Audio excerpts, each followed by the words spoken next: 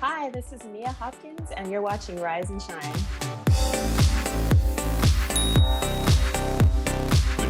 Good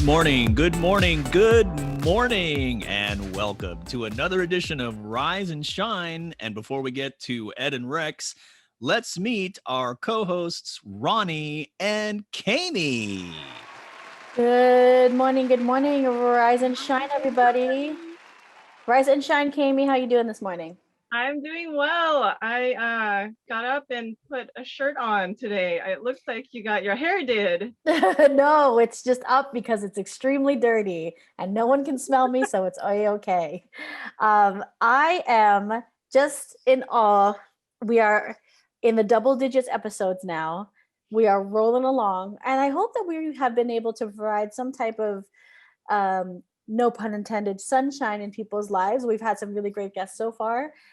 We've had editors and filmmakers and writers. Oh my gosh, who else has come on the show, Kayemee, so far? Oh, so fun. We're soon gonna have bakers. Oh gosh, I'm like, have we gotten to that point where we're forgetting how many episodes we've done, Kayemee? I think it's just like putting on clothes. We made it this far, guys, and I'm so proud of us. I think we're getting we're rolling on a good momentum wherever we're rolling into. Yes. And one thing I take away from, our time locked inside through all the seasons through the winter is just the entertainment that has gotten personally me through. I was one of those people who love to binge watch stuff and like to kind of dabble in things that I didn't necessarily do before. Kayemee, was there any anything that really kind of pulled you through during this time? Oh wow, a lot. I actually have been enjoying the pandemic because I've been able to work on my own personal projects. Nice. I was able to binge watch one show so far. It was pretty gruesome and very, very graphic. I don't know if you've seen The Boys on Amazon. Oh, it's on my list. It's a recommend for me. Yeah, that was very entertaining. Well, I'm definitely gonna have to check that out. One show that I was able to binge all the way through was Netflix's Never Have I Ever. And oh my gosh, it's incredible. And I find myself not watching a lot of like teen, I don't know if you would call it a teen drama, but kind of romance factor. And as a writer myself, I'm always really interested on how people develop characters so that you not only fall in love with them, but they fall in love with each other. And I'm pretty sure it's the same way. It's just and it's funny to think about the romance subplots even in non-romance things. So I'm pretty sure The Boys has something like that in it. I'm just predicting it as another writer. Yeah, definitely. We all need a little love, especially during the pandemic. So Self-love, family love, love for our communities. I love Kayemee. You know who I also love? Our next guest. Ooh. Excuse me. Sorry, Jer. You know who I love? Oh, one of our hosts.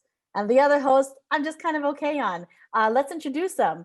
I want to bring out Mr. Rex Sampaga. Rex already knew. He already knew. He's coming out. He's like, oh, she said I'm the one she liked one host. I better go.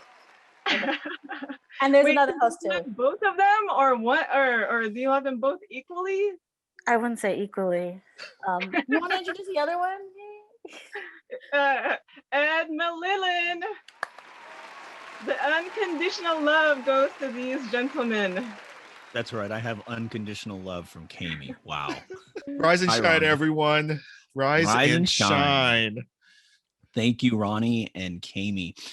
And it is a beautiful summer in Los Angeles. And Rex, as Roni and Kayemee talked about, I don't even know what episode we're on. We've done so many of these now, and it's just great. I think we're past the point of fingers and toes at this point, right, Ed? I don't know. Probably. I've lost count too, though, but I'm really, really, really excited for our guest for this episode. Yes. Just yes. exciting. And of course, as all Filipinos are, we're all related, right? So Yes, we are. Our guest who's coming out in a couple minutes. She is my fabulous cousin, and she is your fellow alum from UCLA. So the connections are just everywhere. Her. Here's another connection, Rex. You'll love. Yeah. The bass that you've been working with me on was given to me by her husband Brent, and Oh, you are wow. a bass player. So like. My gosh, my like the connections in this episode. This is like nepotism 101. But this is just a great connection. But yeah, we're gonna bring out Mia Hopkins in a few minutes, and just we've had so many folks. I love that what Roni was saying about that. We've had all these different guests from all these different creative walks of life, and just as a fan of trying to advance Filipino Americans in media, in entertainment, and having a chance, a platform here for us to support them. It's just been a great opportunity for us to introduce to all our viewers on YouTube, which we hope you watch us every Tuesday, Yep. All these great guests. Yeah, it's been amazing. I mean, I am just so proud that what we're doing as a community, we're it's like what I tell people, Filipinos are everywhere, and we are doing some amazing things in our own respective creative fields. And it's not just about the film and the actors and the actresses. It's all about the other creative fields. We've had chefs, we've had other authors. We just had our children's author on. Justine. Yeah. So it's just amazing to introduce to our new audience, the breadth of guests that we do bring on the show, and just and I hope that this inspires our audience to get into their respective fields or find their passion and what they wanted to do and what they want to do. You're so right, Rex. There's so many talented Filipino Americans in entertainment and media, and we definitely are so proud to be one of the platforms that they can promote their work, and we can introduce them to our viewers. All right, so with that in mind, let's go ahead and bring out our featured guest today. Our featured guest is an award-winning romance author, and her books have been featured by The Washington Post, USA Today, and Entertainment Weekly. She's also a friend of ours from a few weeks back because her and her podcast partner, Stacie, are from the Baker's Notebook. So we're happy to have her back. Ladies and gentlemen, put your hands together for our guest today, Mia Hopkins. Woo! Welcome, Mia. Hi, everyone. Nice to be back. How are you? I'm good. How are you guys doing today? Doing well. Thank you for coming back. Thank you so much. I am so excited to talk to you today. So excited. Well, and last time you came, you were with your good friend Stacie. Shout out to Stacie. Yes. Shout out to UCLA graduates everywhere. And shout out to podcasters with cooking shows. And so, yeah, you came out last time and you made us this great vegan chocolate cake. And but as many of our viewers know, or if they don't know, now they know that you are also an award-winning romance novelist. And Mia, you've published 9 books, correct? Whoa. Yes, 9 books and a few short stories in different anthologies. Oh my gosh. Well, what's your latest book or the most current book that people can grab? Let's see. I have it right here. Oh, cool. The latest one is called Trashed. Nice. And Nice. I want to warn your audience. Yeah. Like there's lots of different kinds of romance novels. Mm-hmm. I mean, we're a very big umbrella. And so I come from the section of the romance under umbrella that's kind of sexy. So here's my cover. Okay. All right, guys. Okay. Ooh. Whoa, nice. Mhm. Okay. Wow. Yes, the image says it all. And I think that I want to talk about, romance covers because there might not be a lot of people listening or watching now who read romance. Like my covers look like this, which is like sexy man chest covers. But there are all kinds of romance novels. There are all kinds of heat levels. There are all kinds of relationships. I can talk about like my particular perspective in romance, but there are, just keep in mind, there are different kinds of romances, you know, rom-coms and, you know, kind of more fun ones with like illustrated covers like this.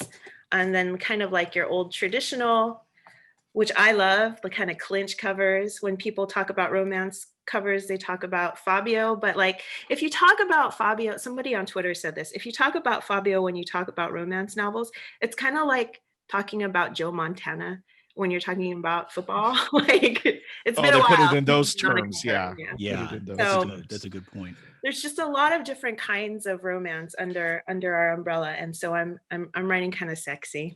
Quick question though. So where would like a Daniel Steele fall into that genre? Gosh. Maybe traditional, maybe I soft. mean, when I think romance, I don't think of Danielle Steele right away. Okay. But she's definitely, you know, well respected, Right. kind of like cornerstone of the genre. Maybe Maybe a pioneer in the genre because I she's would been doing say it for that. so I mean, long. like, I don't really think about Danielle Steele right away when I talk about romance. I would say like Nora Roberts Okay. would be more of like my experience of romance.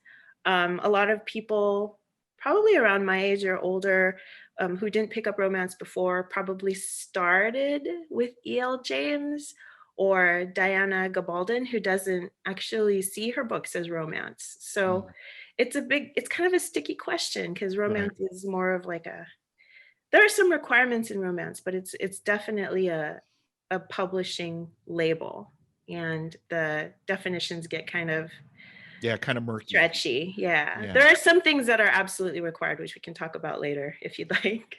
Now you had brought up, you know, when you came to getting into romance novels.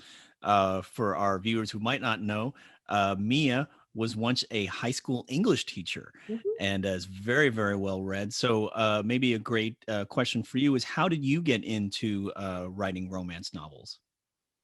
I didn't grow up reading them. A lot of people who write it, who love the genre, like have great memories of sharing books with their moms and grandmas. You know, they've been lifelong romance readers, but I didn't start until I was in my 30s. You know, I was an English major and kind of snooty and like lots of, you know, strange prejudices about what I would read and what I wouldn't deign to pick up. But like, I started to read romance like at a time in my life where I had been working a long time. I had just got over like a really bad illness. I was feeling kind of down. And almost as a joke, my husband went to the drugstore and got me a Sprite. You know, when you get sick, a 7-Up or a Sprite helps. I believe it was a Star magazine and like a Scottish romance novel. And I was like, well, thanks, right? And so I picked up the Scottish romance novel. You guys, I fell in love, like head over heels with the Scottish romance novel. It was by Maya Banks. It was called In Bed with a Highlander. And I loved it. Like I read Great it cover title. to cover. And then I was like, well, why did I never pick this up? And it was around the time that e-readers were starting to pick up more and more in the market. And so a friend of mine had given me one for Christmas, but I had never plugged it in. So I plugged it in and then the download began. Like, I think that year I read like, I swear, maybe like 3 a week. Whoa. 3, I know, it was ridiculous. Like 3 there were enough Scottish Highlander romance novels to keep me fed for a year. And then after that, I jumped to cowboys. I read cowboy romance novels. And then I kind of like went forward in time a little bit and I started to read contemporaries, and then I went back in time and started to read Regencies and Victorians. And I just, it felt like coming home when you didn't even know you weren't from the home you were from. Now, you had mentioned that you started a little later reading them and getting into them, and then you had mentioned that before, like it's especially in college, you were reading a lot more, like you had said, snooty type of things or like a more discriminating taste. So, what were you reading before your husband, before that fateful day that your husband brought home the book? It's like, whatever was, whatever people were talking about at the time, whatever was being reviewed in the New York Times, what you would see, big, heavy books like in the front of the Barnes and Noble with like very important looking covers. And like, there are so many good books. If you're a literary fiction fan, that's wonderful. I read it too. But I mean, a good story is a good story no matter what the genre is. And so I felt like there was this whole world in romance that I had left unexplored, and coming into the genre and starting to explore it felt like being a new reader again. It really did. Oh. So like, when did you write your first romance novel? What? I started by writing short stories. And so Okay. while I was working in a Catholic high school, I love it already. I was writing short stories just to see if I could do it. And I found a few like online websites where you could submit without an agent or anything like that. And I started to sell a couple more stories, like just slowly, 1, 2, 3 Wow. there. I found writers' organizations that listed calls for submissions. I submitted stories there. And after a while, I had a collection of stories, and there was a indie publisher, they aren't around anymore, who accepted work by unagented writers, and I didn't have an agent. So I got in touch with one of their editors, and she emailed me and said, I don't think that I can publish a collection of short stories, but can you take one of the short stories and make it a little bit longer? Can you turn it into a novella? And I did. And that one was, let me get the cover. You're going to crack up. Here it is. And this was my very first published book. Oh, wow. Oh, wow. Nice. And Cowboy Valentine turned into a series of 5. And the whole premise is that they're cowboys in the Central Valley of California. And I think at the time I wanted to see more characters that weren't white. And I felt like the Central Valley there were lots of opportunities for that to happen if I created this like imaginary town in the Central Valley. And so it turned into this like cool series with a family of brothers. Like romance series always have a family of brothers in it. And yeah, it turned into 5 cowboy books in this one town. And from there, I just started to write full-length novels. Now, I know that you made something that a lot of FilAm creatives members can appreciate. Mia made a really, really big jump from being a high school English teacher in a Catholic school. And she made the big decision to take the leap into really, really digging into her craft. And now she's an accomplished author with 9 novels. But talk about because, I feel like so many of FilAm Creatives members, they have a day job. They struggle with the, I really want to do more with my art. I really want to be more creative, but I gotta work. I gotta do whatever. Talk about what kind of a mental struggle was that? What kind of a decision, how hard of a decision was that for you to change careers? Because so many people are afraid to do that. It was hard. I think you're always going to struggle with that. You're always going to work. No matter what you're doing, you're going to be working. I taught high school for 13 years and, I was an English teacher. I was starting to get really burned out, and writing became this outlet for a lot of my anxiety. Like I said, I was getting over an illness. I was feeling kind of stuck. And so the writing became a hobby, but also therapy, but also a reminder that I could tell a story. And I didn't plan for it to become a career. That was never the goal. It was never to make $1 million for sure. And, well done. I accomplished that goal of not making $1 million. But I think that people are really hard on themselves. If you're a creative person and, you have this day job and you come home from your day job and you're tired and you need to feed the beast, you need to work on your art, you need to do this, you need to make connections, you need to maintain the connections that you have. I think a lot of energy goes into running yourself down when you're unable to do that, right? You've got to take that energy and invest it in the art instead. Okay. Great point. Yeah. So for me, the big switch came when I learned the work that was required for completing a full-length novel. And the only way I would have learned that is by doing it. And the only way I would have done it is if somebody forced me to, which I found in a program called, you may have heard of it, National Novel Writing Month, Nanowrimo. So a couple of friends and I decided to do this program, which is you write a novel in November. I believe is it 50,000 words? Wow. 30, I think it's 50,000. I can't remember, but you do it in November, it's November, 31 days. You do it in the month of November. Right. And I think it's like 1,300 words. See, I'm an English major. Sorry, guys. But when I learned the actual like mechanical requirements of writing a book, of sitting your butt in a chair and writing a book from beginning to end, even if it's crappy, I got hooked on the work, like the actual work of it. And when you get hooked on it, you will make the time to do it. Mm-hmm. James Baldwin has a quote when somebody asked him, like, what advice do you have for a writer? And I'll paraphrase it because I can't remember it all. But it's like, if you're going to be a writer, nothing I can say will stop you. Mm-hmm. And if you're not going to be a writer, nothing I can say will get you there. So you have to decide, is this the work for me? Am I going to make time in my life to do it? Am I going to stop running myself down and just do it? Like, that's pretty much it.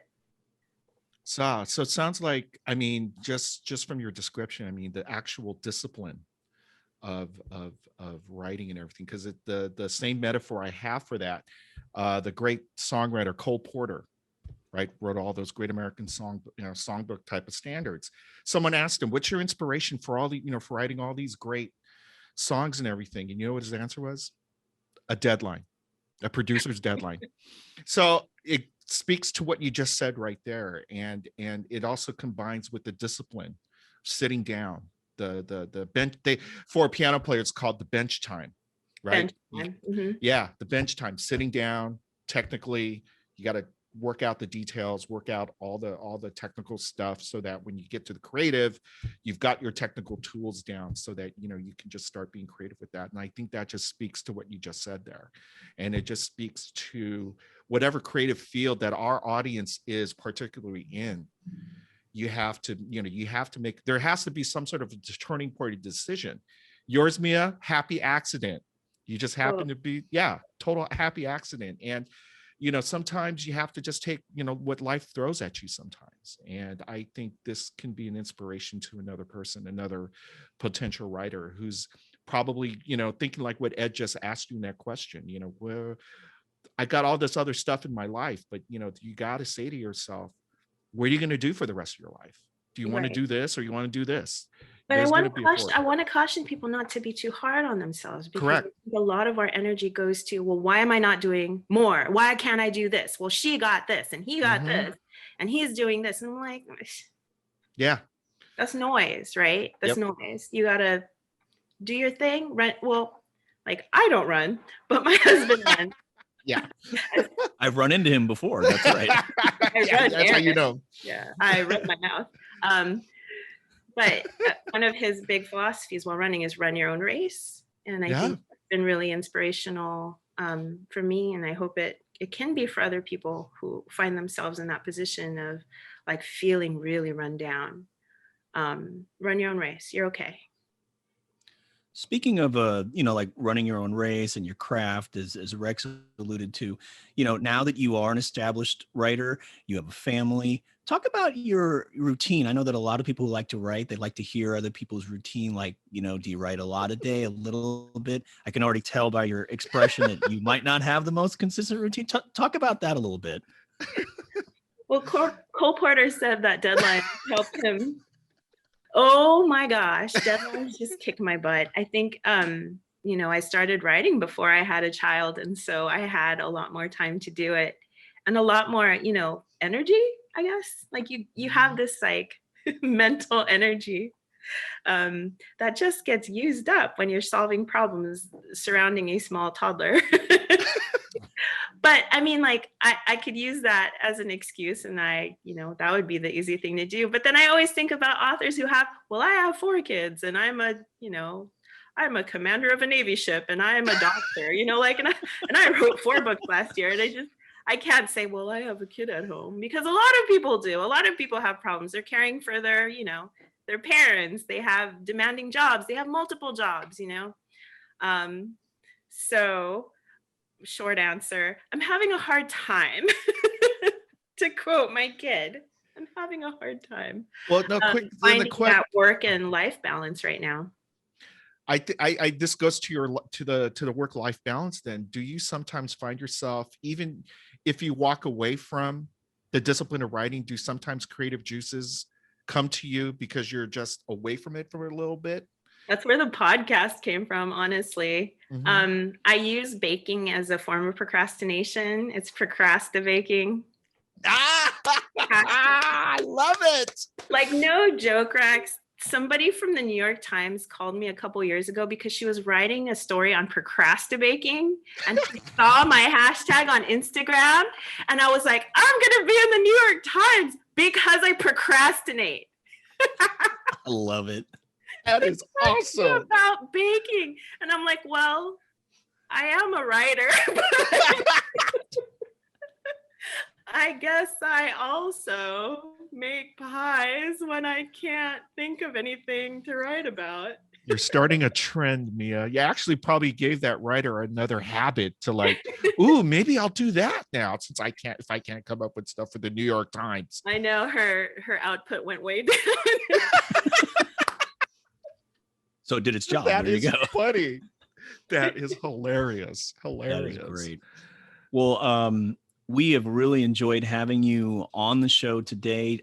Real quick though, you talked about Trashed, which you said is the second novel in the series. When can we expect the third, the sequel to Trashed? Well, I got to bake more pies first. I'm aiming for before the end of this year. Fantastic. Wow, that's but wait, let me show one more thing. My Sure. most recent, hold on, sorry. Yeah. No. My most recent release, I have a short story in this collection. This is called The Best Women's Erotica Oh my gosh. of the year. I might have, to be honest, I might have seen that book. I'm a part of Goodreads. I might have seen that book in there as popping up on my feed in that great website. That's amazing. I love this editor. This is Rachel Kramer Bussell. Okay. She does some of the most amazing anthologies. If you like sexy romance, definitely check her out.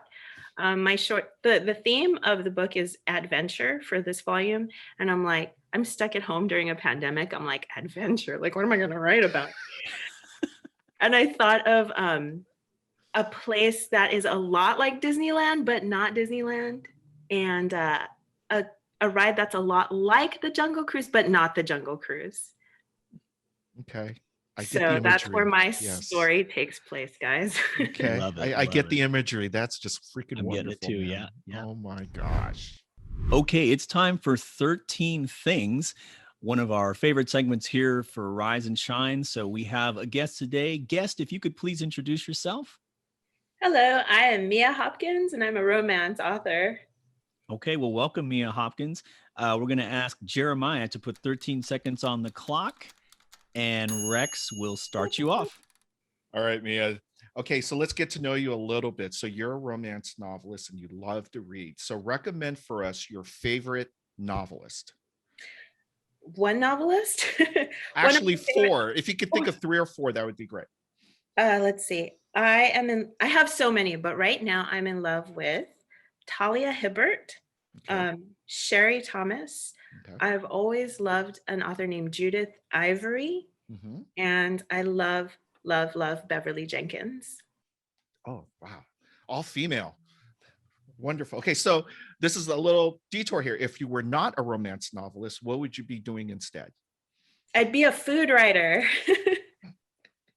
So what's your biggest distraction, good or bad, preventing you from accomplishing more? There's not one distraction. It's just my time management. Okay. Okay. Okay. So now if you could run a nonprofit organization, what type of cause would it benefit? I would not be able to do such a thing. I don't have the skills, but I've always loved Homeboy Industries here in Los Angeles. They are a wonderful nonprofit, by the way. Wonderful, wonderful, wonderful. Okay. So what's something peculiar that not a lot of people know about you? I play the accordion. That's great. Oh my gosh. For those millennials out there, we will show you what an accordion is. It's like a think I have a typewriter, but picture. sideways. I What's don't a I think I have a typewriter? picture of me playing your accordion. Okay, so Mia, tell us your favorite place in the Philippines, if you have one. All of it. I haven't been there in 30 years. Oh, okay. Okay, so what's the most beautiful place you've ever seen? Kyoto. Okay. All right, so I'll give you some locations and you tell us what would you like to do there. So the first location, if you were outdoors, Picnic. if you were in your living room, Play with my kid. if you were in the Philippines after not being there for 30 years. Well, I was a little kid, so catch dragonflies. Oh, nice, nice. If you were on a vacation, Read. if you were online on your computer. Tweet. Last thing, if you were in your bedroom. Redacted. Love it. Love it. All right, Mia, let's get a little more serious here. You talked about wanting to be a food writer. What are your 4 favorite foods or types of foods? Rice. Fresh fruit. I love Vietnamese food. Oh, And I'm obsessed with Wanderlust ice cream. Oh, good choices. Good choices. nice. Family recipes. What family recipe of yours is better than mine? Why does it have to be a competition? Good answer. Good answer. I can make a really good balatong. Nice, nice. Okay, choose here. You can only have one: corned beef, Spam, or Vienna sausage. Spam. Let's eat balut. Yes or no? No. Favorite Filipino dessert? Biko.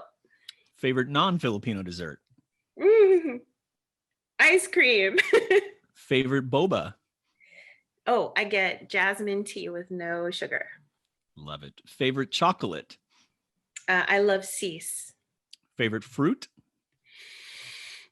Strawberry. Favorite alcoholic beverage? Irish whiskey. Okay, let's get even more personal. Do you have plastic wrapped around your remote control or anything in your house? No, plastic wrap is the devil. All right, recommend one Filipino or Filipino American book, movie, or TV show. This one. In a Book Club Far Away by Tiff Marcello. Love it. Let's play Mahjong. How good are you? I've never played. Oh my gosh, we're going to do that soon. Have you ever been stood up on a date? No. Have you ever dumped someone? Yes. All right, look directly into the camera and say one sentence to your haters. I don't think of you at all. Wow. I love it. Wow. That's great. Okay, Mia, last question here. There's a last question. You get to be a guest host for Rise and Shine. What Filipino or Asian guest would you want to interview, dead or alive? I would really like to interview an author named Leslie Tenorio. He's alive. I think you guys should try to interview him. He's brilliant. He's written 2 books. One is called Monstrous, which is a collection of short stories, and the other one is called The Son of Good Fortune. I'd love to watch an episode with him. Okay. All right. Well, we would like to thank our guest today, Mia Hopkins. You have just watched 13 Things. Please don't forget to watch her and all our other guests on YouTube. You can subscribe to our channel and find us wherever you download your favorite podcasts. Okay, we want to thank Mia today for being our guest. Rex and I are always honored to have great guests like you. I know Rex is thrilled to have another UCLA alum on the show. I'm always happy to have a cousin on the show. And Mia, can you just share with us real quick where we can find you online, and also please about the Baker's Notebook as well? Sure. You can find me online on Twitter, Instagram, and Facebook at Mia Hopkins XOXO, or my website, miahopkinsauthor.com. If you're interested in the baking podcast, which is called The Baker's Notebook, you can listen anywhere that you get your podcasts, and we're on Instagram at Baker's Notebook. Fantastic. All right. Well, this one is almost done. So on behalf of Rex and Kayemee and Roni and myself, we're so grateful that you... I have a question. Hi, Mia Hopkins. I love it. I love romance novels. I know it doesn't look like... I know if you talk to your cousin, it doesn't seem like I love anything, but I love 3 things. Russian dressing from the supermarket, In-N-Out cheeseburgers, and romance novels. I have a few questions for you, if you don't mind me asking. No. As a aspiring writer and as a writer of color, are there more diverse romance books out there that we can pick up? And Absolutely. I would look up the website WOC in Romance. It is a list of all the current new releases by women of color. There are huge, wonderful websites that you can go to looking for your next read. Smart Bitches Trashy Books is a good place to go.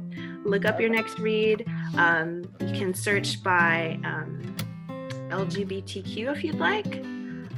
You can search by background of the characters.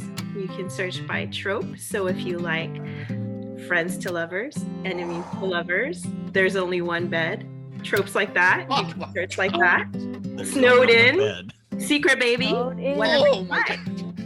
I think one of my favorites is 24-Hour Gym. I love that trope. If you guys have never heard it, this is great. Okay, I have one more favor to ask you. Can I read something to you and you tell me if it's good? Okay. No, please don't. After the Sizzler, we went back to his place. Having gorged on all-you-can-eat salad and tacos, he saltily brought up my ex. Is she still in the picture? He asks.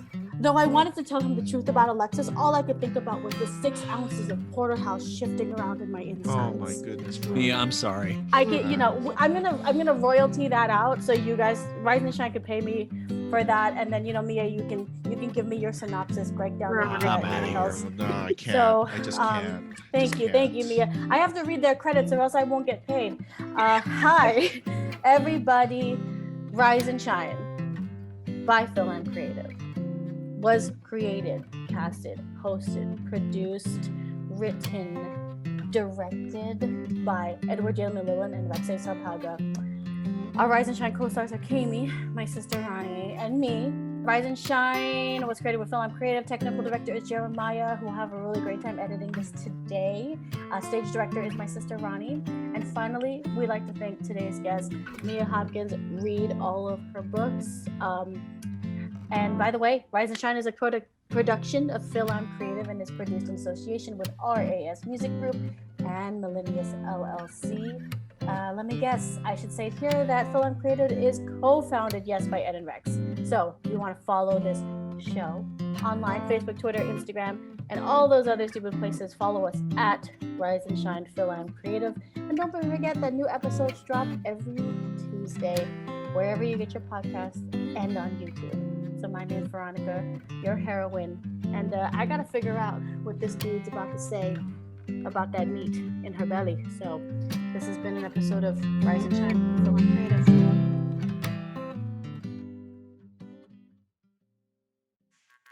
Hey everyone, Rex here with Rise and Shine.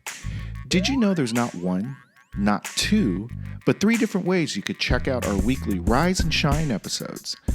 New episodes drop every Tuesday on our YouTube channel at Rise and Shine FAC. And you can listen to the Rise and Shine podcast as you commute to work or walking your daily steps by downloading Rise and Shine wherever you get your favorite podcast. And lastly, you can always join our live audience tapings on Facebook Live, Saturday mornings, 10 a.m. Pacific Standard Time. So that's 3 different ways you could fill up on your Rise and Shine diet every week. So please make sure to subscribe to our YouTube page at Rise and Shine FAC and watch new episodes every Tuesday or download us wherever you get your favorite podcast. And thanks again for watching and listening to Rise and Shine.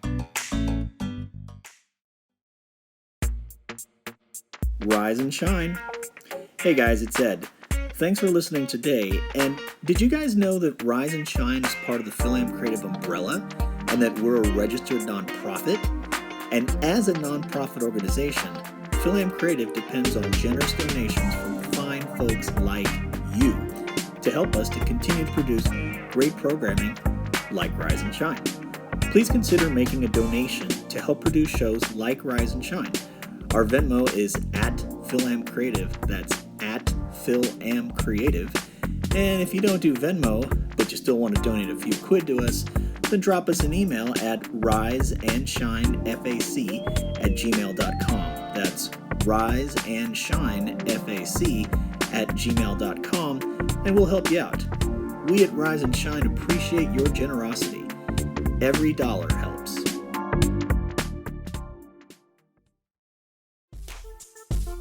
Rise and shine! This is Kayemee. I hope you're enjoying the show. Did you know we have a mailing list? And did you know that you can contact us if you want to say hello to Ed, Rex, Roni, Veronica, or even me? Just send us an email at riseandshinefac. That's one word spelled out. riseandshinefac@gmail.com. Again, that's riseandshinefac, all spelled out, @gmail.com. Join our mailing list so you can be the first to find out about the latest Rise and Shine news.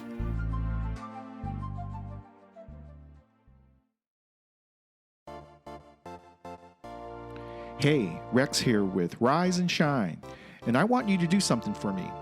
Help support Rise and Shine by liking, subscribing, and following the show online.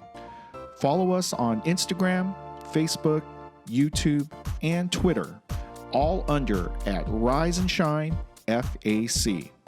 So follow the show on all social media platforms on all one word at Rise and Shine FAC. Thanks again for all the love and support, and tell all your friends about Rise and Shine.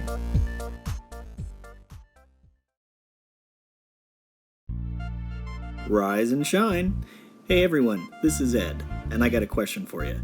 Did you know that Rise and Shine is only one of the many things produced by FilAm Creative? That's right, FilAm Creative has been producing great stuff, like Rise and Shine, for over 10 years. If you want to learn more about the premier Filipino-American organization that has been the #1 advocate for the Asian American entertainment community for over a decade, then visit our website at filamcreative.org. That's filamcreative.org. Learn more about the organization that produces your favorite show, Rise and Shine.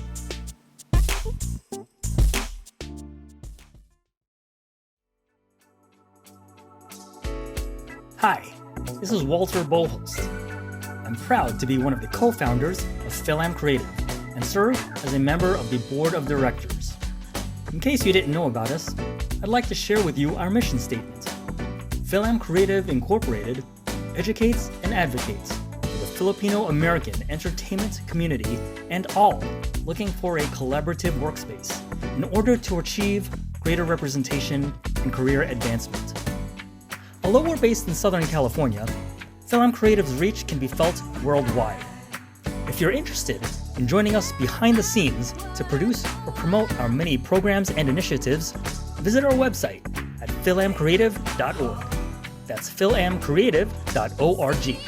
And contact us to learn how you can join our cause. For students, we also have internships available for you to gain valuable experience. Visit us to learn more at filamcreative.org.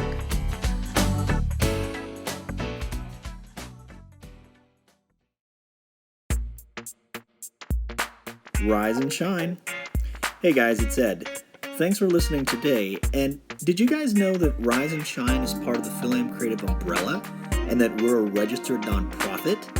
And as a nonprofit organization, FilAm Creative depends on generous donations from fine folks like you to help us to continue to produce great programming like Rise and Shine. Please consider making a donation to help produce shows like Rise and Shine. Our Venmo is at FilAm Creative. That's at FilAm Creative. And if you don't do Venmo, but you still want to donate a few quid to us, then drop us an email at riseandshinefac@gmail.com. That's riseandshinefac@gmail.com, and we'll help you out. We at Rise and Shine appreciate your generosity. Every dollar helps.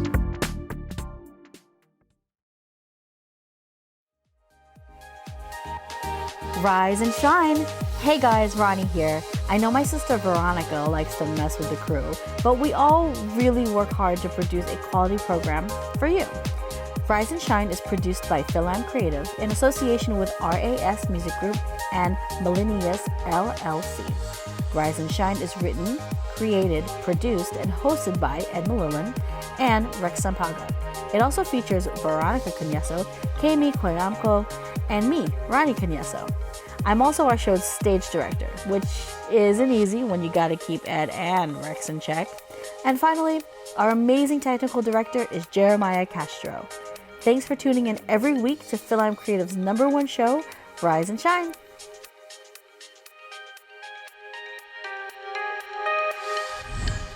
Oh my God. I want to learn more about the meat somewhere else. We're getting there, girl. We're getting there. She likes it well done.